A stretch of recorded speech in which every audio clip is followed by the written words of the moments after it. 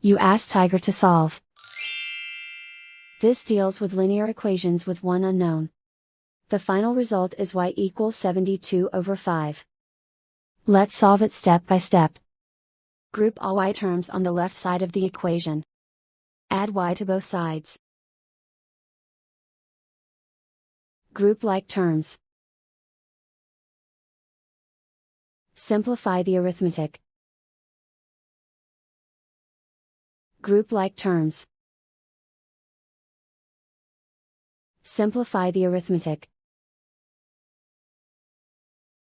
Group all constants on the right side of the equation.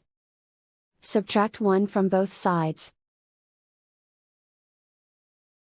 Simplify the arithmetic.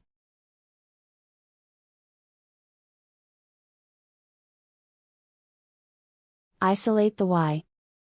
Divide both sides by 5. Simplify the fraction.